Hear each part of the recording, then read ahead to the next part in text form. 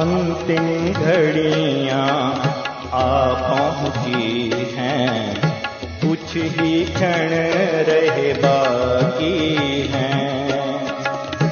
अंतिम घड़ियां आ पहुंची हैं, कुछ ही क्षण रहे बाकी हैं।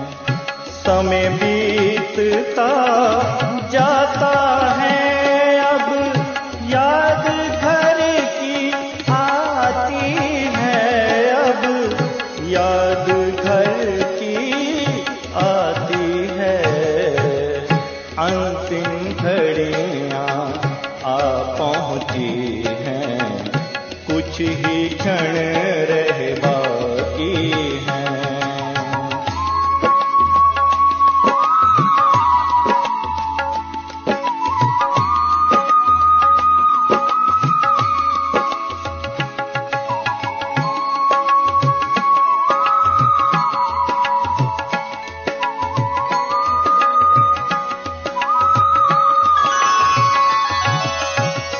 तन से होकर के अब न्यारे मूल वतन जाना है प्यारे।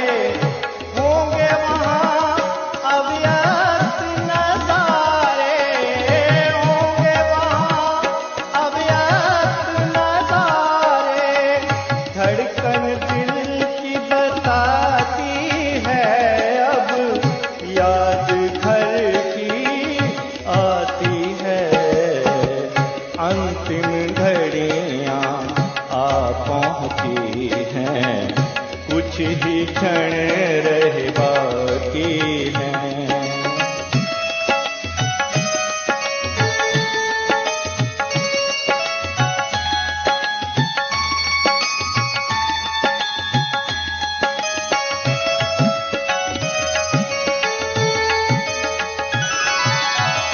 बहुत दिनों से खेल है खेला, खत्म हो रहा जग का मेला।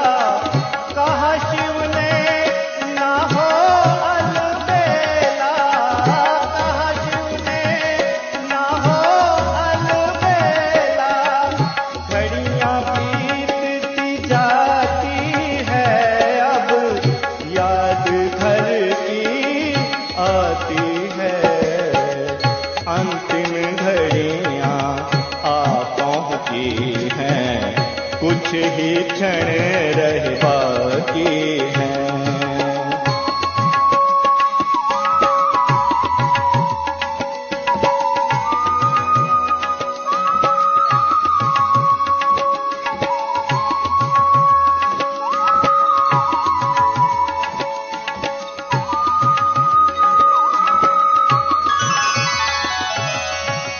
अब न किसी से दिल को लगाना, नष्टो मोहा हो अब घर जाना। विस्तार को सार में लाना, विस्तार को सार में लाना। ज्ञान की गूंज सुनाती है, अब याद घर की आती है। अंतिम घड़ियां आ पहुंची हैं, कुछ ही क्षण रहे बाकी हैं। समय बीतता जाता है, अब याद घर की आती है, अब याद घर की आती है। अंतिम घड़ियां आ पहुंची हैं, कुछ ही क्षण रहे बाकी हैं।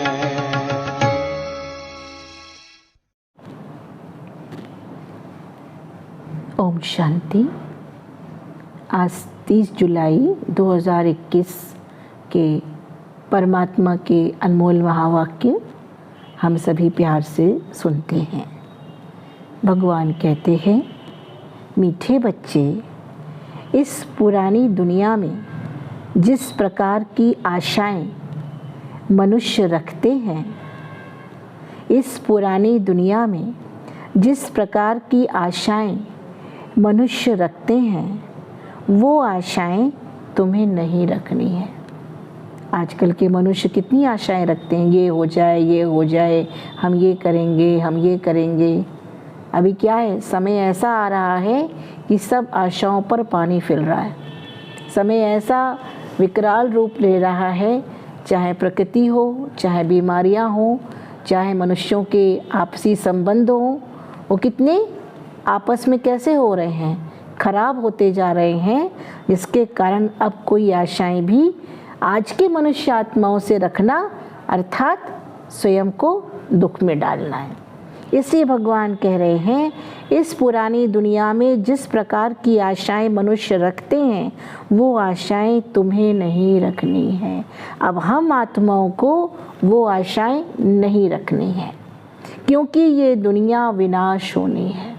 कहते हैं ना, अंतिम घड़ियां आ पहुंची हैं, कुछ ही क्षण अब बाकी हैं।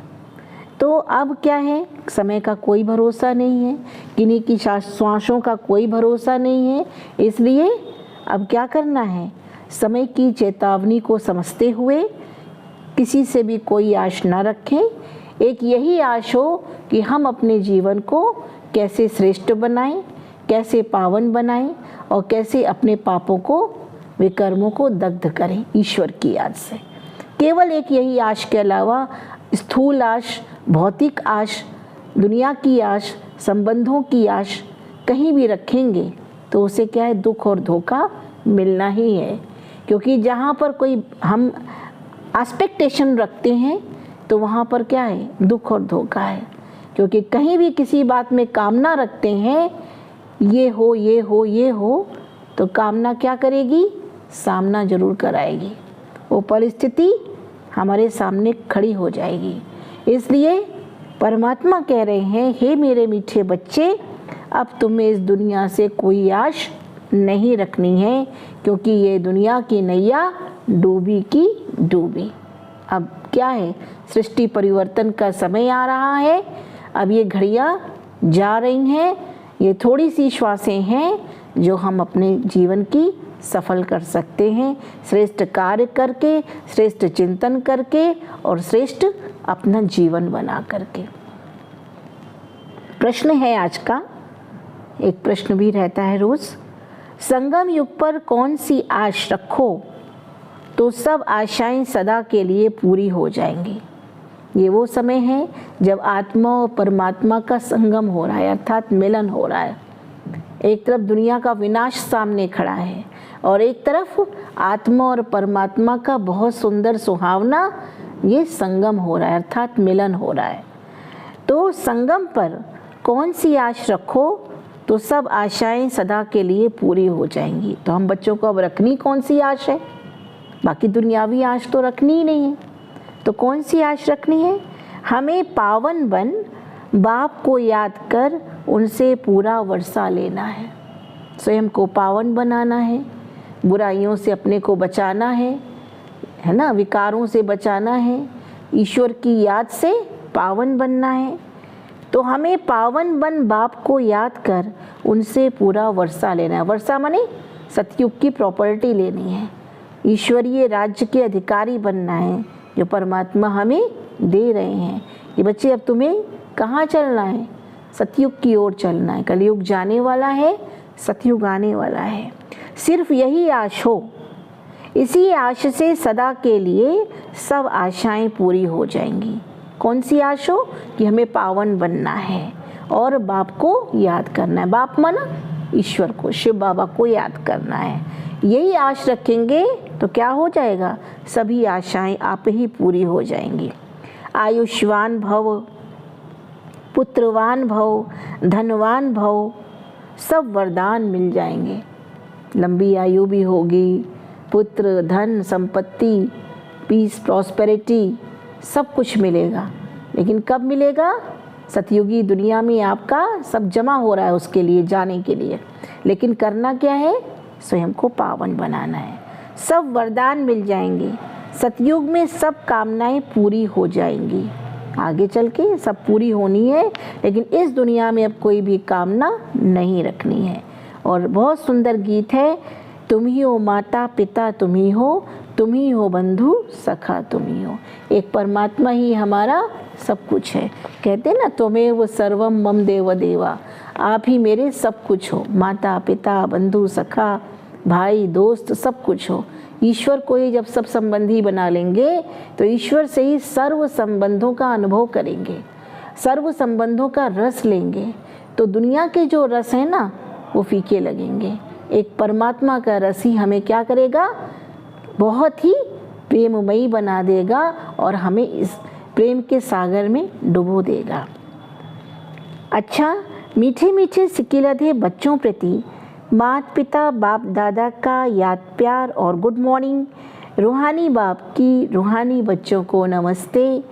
हम सभी बच्चों की मीठे मीठे शिव बाबा को याद प्यार और नमस्ते। और धारणा के लिए मुख्य सार क्या है, आज के महावाक्यों की मुख्य धारणा क्या है। फर्स्ट पॉइंट है, इस कलयुगी दुनिया में कोई भी उल्टी आश नहीं रखनी है। इस कलयुगी दुनिया में कोई भी उल्टी आश नहीं रखनी है, किसी भी प्रकार की उल्टी आश नहीं रखनी है। उल्टी आश रखी तो दुख और धोखा मिलेगा ही। उल्टी आश कैसी है, काम से संबंधित आश रखना, क्रोध से संबंधित आश रखना, लोभ की आश रखना, ये मिले ये मिले ये मिले। कहते हैं ना, जितना मिले बस उतने में संतुष्ट रहो। मोह से संबंधित आश रखना, बच्चों में मोह होता है, ये आश होती है बच्चे बड़े होकर के मेरे को मदद करेंगे, मेरे सहयोगी बनेंगे। बच्चों में भी आश रखना बेकार है, क्योंकि आज वो हमें रिस्पॉन्ड नहीं मिल रहा है। और अहंकार भी हमारी उल्टी गति की ओर हमें ले जाएगा। तो किसी प्रकार के अहंकार में आएंगे, हमें आश हो कि मैं तो ये हूँ, मैं ये हूँ। अहंकार आता है ना, हमें मान मिले, मुझे शान मिले, मेरा पोजीशन है, मेरा ये है, तो क्या होगा, उसमें भी अगर नहीं मिला तो हमें तकलीफ होगी। तो परमात्मा ने कहा कि इस कलयुगी दुनिया में कोई भी उल्टी आश नहीं रखना है, सोचना ही नहीं है कि मुझे मिले। संपूर्ण सतो प्रधान बनने के लिए ईश्वरीय मत पर चलना है। अगर सतो प्रधान बुद्धि बनानी है, श्रेष्ठ बुद्धि बनानी है, तो क्या करना है, ईश्वरीय मत पर चलना है। न मन मत चलानी है, न पर मत चलानी है, न लोक मत चलानी है, जन मत चलानी है। नो, चलाना क्या है, ईश्वरीय मत अपने अंदर चले। ईश्वरीय मत मिलती है परमात्मा के महावाक्यों से। रोज परमात्मा हमें ईश्वरीय मत दे रहे हैं, यही श्रेष्ठ गीता का ज्ञान सुना रहे हैं। अगर उनकी मत पर चलेंगे तो हम क्या होंगे, अर्जुन जैसे तर गया वैसे हम भी तर जाएंगे। सेकंड पॉइंट, पावन बनकर वापस घर जाना है। अब तो क्या करना है, घर कहाँ है, कहते हैं परम धाम में है, पार ब्रह्म में रहने वाला ईश्वर है। तो अब क्या करना है, घर को वापस रिटर्न होना है। रिटर्न जर्नी है अब हम लोगों की। तो क्या करना है, पावन बनेंगे तब घर जाएंगे।